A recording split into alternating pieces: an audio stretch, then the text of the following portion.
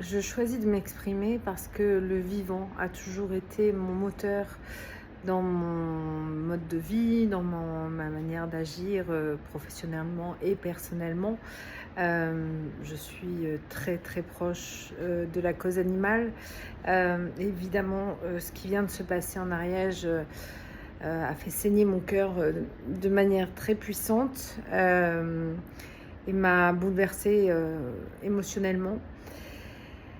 Et je choisis de parler maintenant parce que je suis en redescente d'émotions et surtout, je vise maintenant la suite, de ces événements et ce qui va se passer dans l'avenir. Parce que nous sommes maintenant, je pense, à un tournant, à un moment décisif de la suite des événements à donner et c'est un choix que chacun doit faire en conscience. Et c'est pour vous parler de ces choix, de votre choix que vous pouvez faire et du mien, par rapport à l'avenir et ce qui va se mettre en œuvre. Euh, Beaucoup, je pense, d'entre vous ont été touchés, bouleversés par ce qui vient de se passer. Mais pour pas que ça fasse un effet pchit, c'est-à-dire ce côté très fort émotionnellement et puis dans la même idée, quelque chose qui passe aussi assez rapidement. Mon idée est de faire cette vidéo pour que vous compreniez que c'est un point de décision en fait, aujourd'hui ce qui s'est passé. La première chose que j'ai à vous dire, c'est que si vous avez choisi de vous incarner dans cette période, c'est que vous avez aussi choisi de vivre ce qui vient maintenant à l'avenir et ce qui va se manifester à partir d'aujourd'hui. Et vous pouvez bien sûr le faire en conscience en prenant compte que vos choix vont aussi être décisifs. La toute première chose que j'aurais à vous dire, c'est que Gandhi disait on peut juger la grandeur et la valeur morale d'une nation à la façon dont elle traite ses animaux. Et évidemment, c'est un choix aujourd'hui que individuellement nous devons faire, qui est de comment nous allons faire suite à ce qui vient de se passer, aux événements.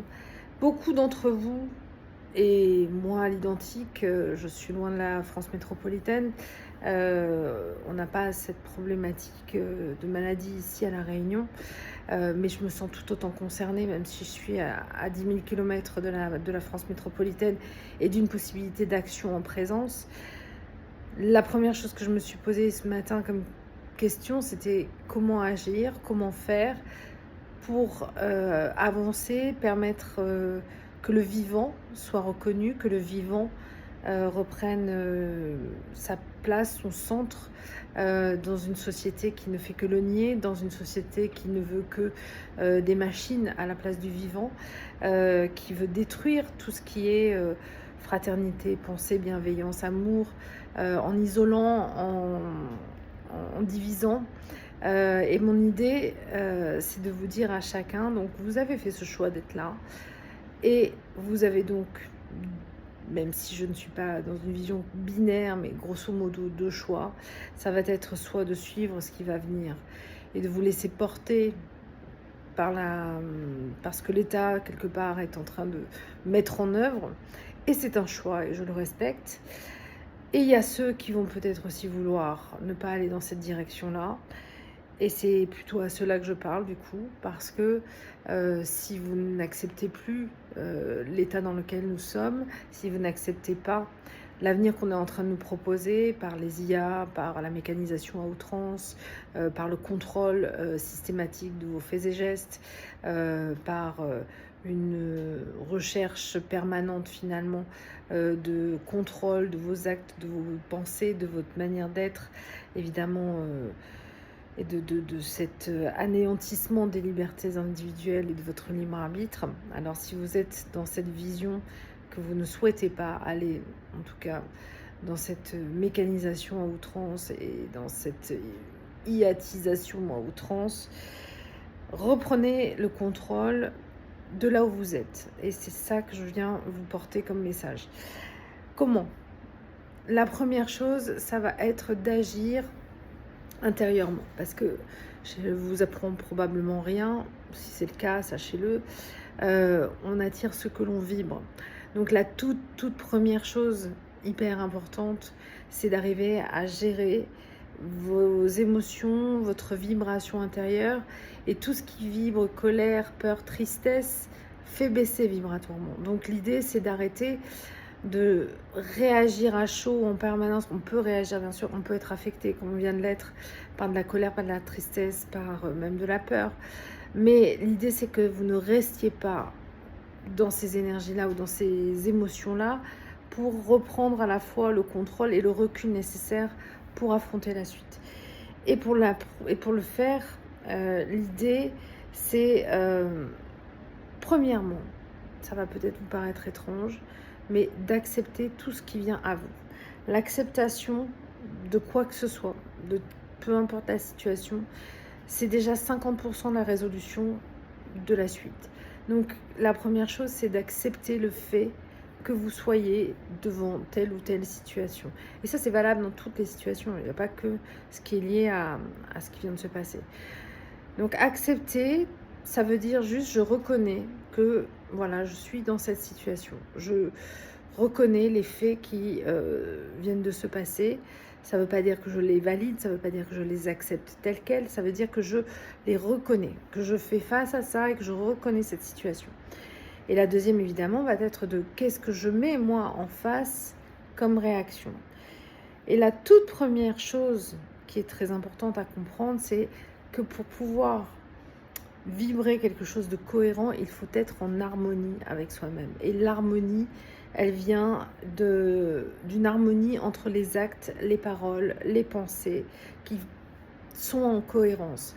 C'est-à-dire que si vous voulez mettre quelque chose en œuvre, il faut que vos actes soient dans cette cohérence. Si vous voulez que quelque chose se passe, il faut que vos pensées, votre manière d'être, puissent accompagner cela. Donc, cette notion d'acte, de pensée et d'action, parce que l'action et la réalisation de vos pensées font que vous créez cette cohérence en vous et que donc cet alignement se met en place. C'est extrêmement important. Peu importe où vous êtes, vous avez possiblement des actions à mener, quelles qu'elles soient. Encore une fois, tout ce que je vais vous dire, de toute manière, marche sur le plan général de la vie.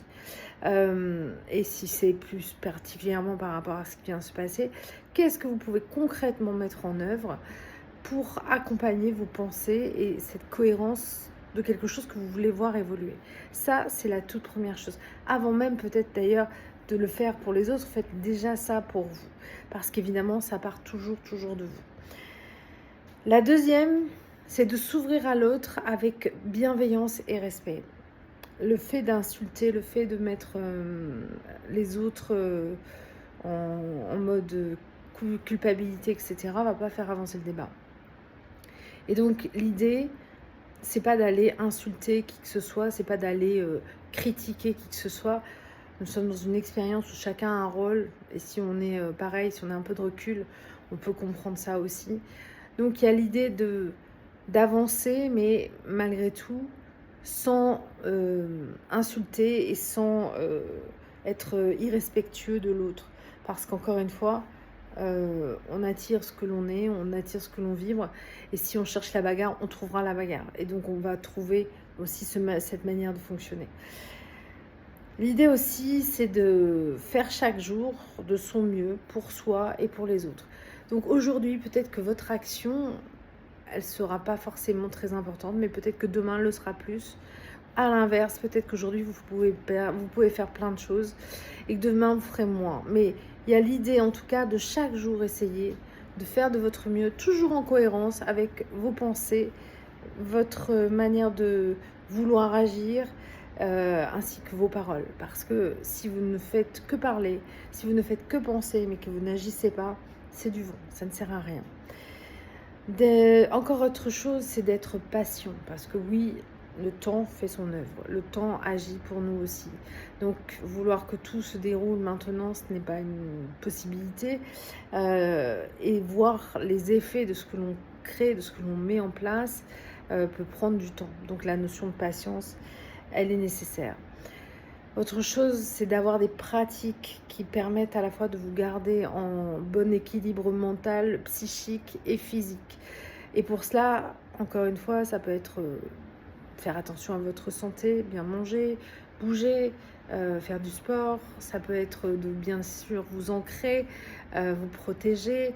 Ça peut être aussi de faire ce qu'il faut si vous vous sentez fébrile intérieurement, difficilement en bonne forme psychique. Allez voir quelqu'un, allez voir un thérapeute, peu importe. Vous parlez autour de vous avec vos amis. Ce qui compte, c'est aussi de garder cet équilibre qui toujours est en lien avec cette notion d'harmonie dont je parlais au départ. Autre chose, il faut sortir de chez vous. Agir concrètement, ça se passe pas dans votre canapé, ça se passe pas dans votre living room, ça se passe pas devant votre téléphone. Ça marche pas en fait. Soutenir par des posts, etc. Ça fait partie du système, mais c'est pas comme ça qu'on agit concrètement. L'action concrète, elle se passe dehors.